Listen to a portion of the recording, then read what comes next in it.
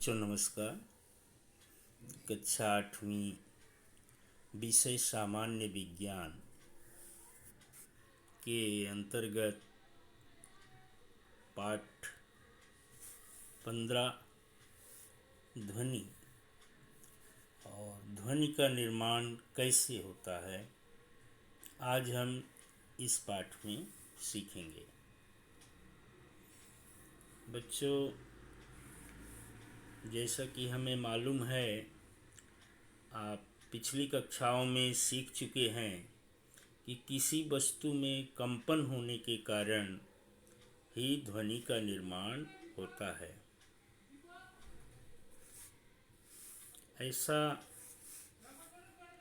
ऐसे कंपन के कारण ध्वनि का निर्माण किस प्रकार होता है, आज हम इसको एक स्वरित द्विभुज ट्यूनिंग फॉर्क का उदाहरण लेकर समझेंगे। स्वरित द्विभुज की आकृति 15.1 में दर्शाई गई है। इसमें एक आधार और दो भुजाएं, एक आधार है और इसमें दो भुजाएं होती हैं। यह द्विभुज होता है, दो भुजाएं होती हैं और इसको ऊर्ध्वाधर रेखाओं के द्वारा इसमें उपयोग किया गया है। ऊर्ध्वाधर रेखाओं के बीच अंतर समान है। इसका अर्थ है कि हवा में स्थित गैसों के अणु एक दूसरे से लगभग समान अंतर पर हैं। नीचे के चित्र में हम देख रहे हैं, चित्र क्रमांक 15.2 का आ ब का में। आ में देखिए, इसमें हवा में स्थित गैसों के अणु एक दूसरे से लगभग समान दूरी पर स्थित हैं। अतः इस कारण हवा का औसतन दाब ए, बी और सी इन तीनों स्थानों पर समान है। ए, बी और सी, ये जो तीन स्थान हैं, तीनों पर वह समान स्थिति में है। तो जब हम इस स्वरित्र यंत्र को द्वारा कठोर रबड़ के टुकड़े पर इससे जब हम आघात करते हैं तो भुजाएं जो होती हैं कंपित होने लगती हैं इसकी, और उनके आगे पीछे आवर्ती होती है, हलचल शुरू होती है। इस हलचल के कारण क्या होता है, अब इसे हम क्रमशः देखेंगे।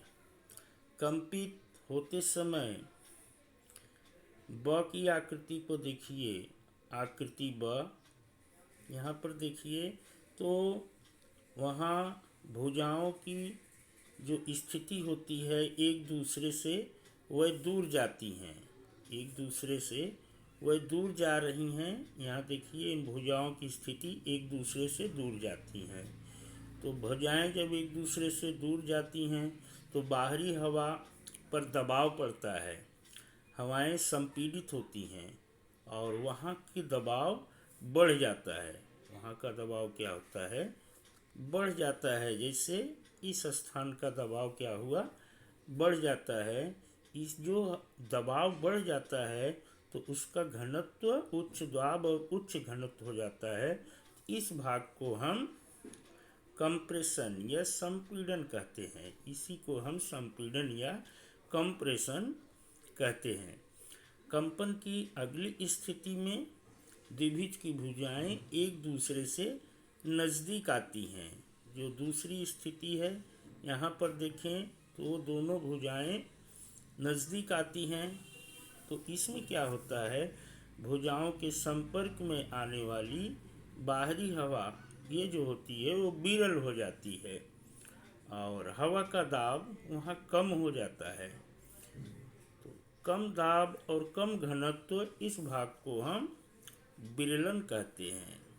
तो इस तरह से बच्चों, विरलन और संपीड़न दो स्थितियां हैं। जब दबाव अधिक होगा तो संपीड़न और दबाव कम होगा तो उसे विरलन की स्थिति कहते हैं। इस तरह से स्थितियों का निर्माण होता है।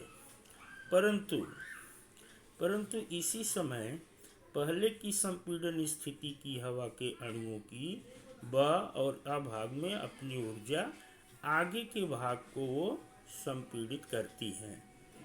यहाँ भुजाओं की स्थिति नज़दीक आई तो यहाँ पर विरलन की स्थिति बनी, लेकिन आगे की स्थिति आगे जो है फिर संपीड़न की स्थिति बनती है। इस तरह से क्रमशः संपीड़न विरलन की एक सीरीज तैयार होती है। एक इस तरह की मलिका का निर्माण होता है बच्चों, एक सीरीज तैयार हो जाती है जो और स्वरित द्विभुज के दूर तक ये फैलती जाती हैं। इसे ही हम ध्वनि की तरंग या साउंड वेव्स कहते हैं।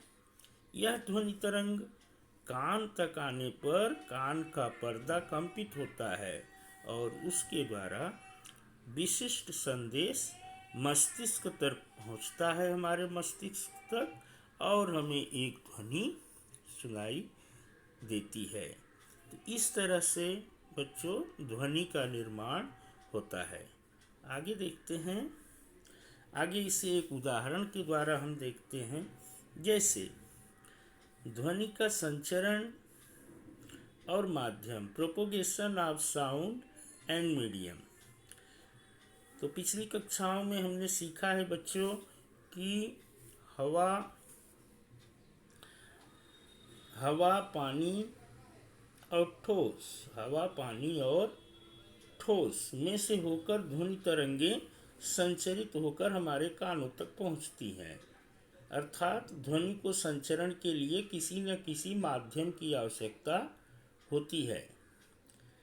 लेकिन अर्थात जो ध्वनि का स्रोत है, जहाँ से ध्वनि उत्पन्न हो रही है, और अपने कान तक पहुँचने के बीच में एक माध्यम तो जरूर होगा, एक माध्यम की जरूर आवश्यकता पड़ती है।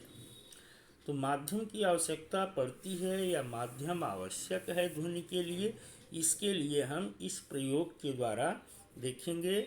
जो यहाँ पर प्रयोग आपको एक बताया गया है कि क्या ध्वनि की तरंगों को संचरण करने के लिए माध्यम की आवश्यकता होती है कि नहीं। तो ध्वनि का निर्माण करने के लिए और संचरण करने के लिए हवा जैसे माध्यम की आवश्यकता है। इसे प्रयोग द्वारा सिद्ध किया जा सकता है। तो 15.3 की आकृति में जो स्थिति दिखाई गई है वहाँ पर, उसके द्वारा हम समझने की कोशिश करेंगे।